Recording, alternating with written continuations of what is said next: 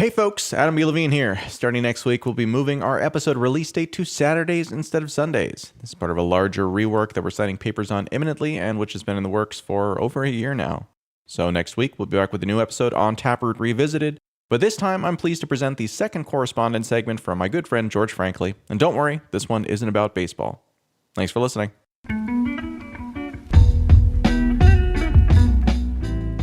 Hello there. I'm George Frankly, and I'm going to take a look at how even the best and brightest people can make truly stupid decisions and terrible predictions, and what we can learn from them. This is Dare to be Stupid.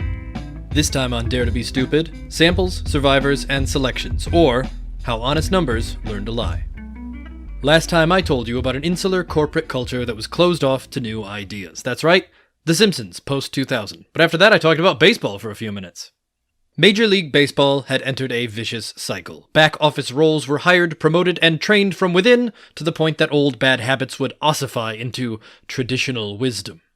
An entire corporate culture had learned to look at ostensibly real events and real numbers and draw totally unreal conclusions. So, I ask you, how is an elderly baseball talent scout just like a bullet-riddled World War II era B-29 bomber? Stop me if you've heard this one, or don't, I'm pre-recorded. At the height of World War II, the US Navy was looking at their experiences with air combat up to that point and set out to make some improvements. Specifically, they wanted to up-armor and reinforce bomber planes for better survivability. To that end, they recruited engineers and researchers to look over battle-damaged planes and recommend the most effective upgrades. As the possible legend goes, the answer was cut and dry. All of the damaged planes they had to examine had clear issues in common. A few very particular areas of the wings and very specific sections of the fuselage had come back absolutely perforated by bullets on every plane. And the rest of the plane's bodies were only sparsely hit, if at all. On all of the planes they looked at, these were the key areas where shots were repeatedly landing. The analysts agreed that these areas, clearly the ones most shot at, should receive supplemental armor. But Columbia University statistician Abraham Wald famously disagreed and said that any reinforcement of the plane should be focused on those areas not utterly riddled with bullets.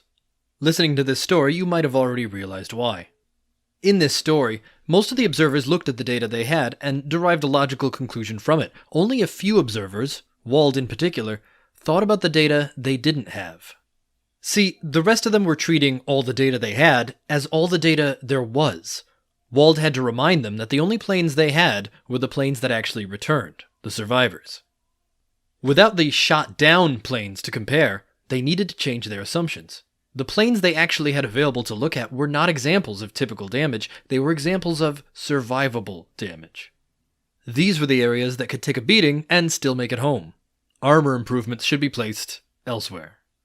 Now, this is the point in the story where all of us listening slap our collective foreheads and say in unison, "Of course! It's so obvious now! It's a good thing those chumps had an expert on hand to straighten them out," and then quietly guess whether we would have been the expert or the chump in that moment. There are no chumps in the story. There were a variety of professionals with a variety of experiences and a host of common human malfunctions between them. The survivorship bias is just one of many sampling errors that the human mind is very bad at identifying. Major League Baseball had this blind spot for years. Hundreds of thousands of people dream of making it in the big leagues, and precious few actually do. Those few survivors would become scouts and managers and make predictions based on their own experiences, the experiences of the lowest probability outliers in the business. When survivors are the exception, you don't use them to define the rules. Selection and sampling errors occur when we assume the data we have fairly represents all of the data there is. Data there is? You know what, moving on. When you gather data from survivors, you're not gathering representative data. It sounds obvious, but our minds struggle with it. Our brains don't just jump to conclusions, they create entire narratives before we've even put real conscious thought into the problem. We see only what's right in front of us, and our brains take off and run with it. It isn't just survivorship that does this. Sampling errors are a massive black hole in our judgment, even when we are given complete data. Take an example made famous in Daniel Kahneman's seminal book, Thinking Fast and Slow. You are given an enormous set of all medical statistics for every county in the United States, and you find that the lowest rates of kidney cancer tend to occur in extremely rural, sparsely populated, and traditionally Republican-leaning counties. If you're left alone with that thought for more than a few seconds, you will instinctively start to theorize and construct narratives about how the lifestyle in those areas affects an individual's health.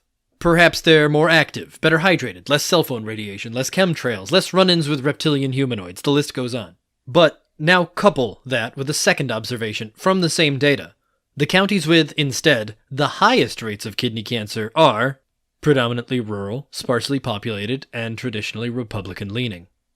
That is indeed a conclusion from the same set of data, and for many people it sounds like nonsense. They were just told that those counties had low rates of cancer. But were they told that? Were you?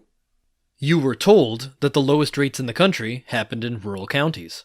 The highest rates in the country also happen in rural counties, but not the same counties. Urban counties trend towards the median rate. None of these points contradict. The actual revelation to take away from this data isn't something about the paradoxes of country living. The real statistic here is that rural areas, being sparsely populated, have more extreme averages, thanks to the higher weight placed on their fewer samples. Urban centers have massive population sizes, and with massive sample size comes more representative data. The smaller the sample size, the more heavily a few outliers can weigh down the average. These two statistics were a non-reveal, with nothing more to prove than rural areas are less populated. But without context, our minds build stories around these numbers and transform them into dangerously believable quote-unquote facts. We're so sure that numbers can't lie that we forget they can omit. We're so sure that numbers can't lie that we forget humans can lie and will lie to ourselves.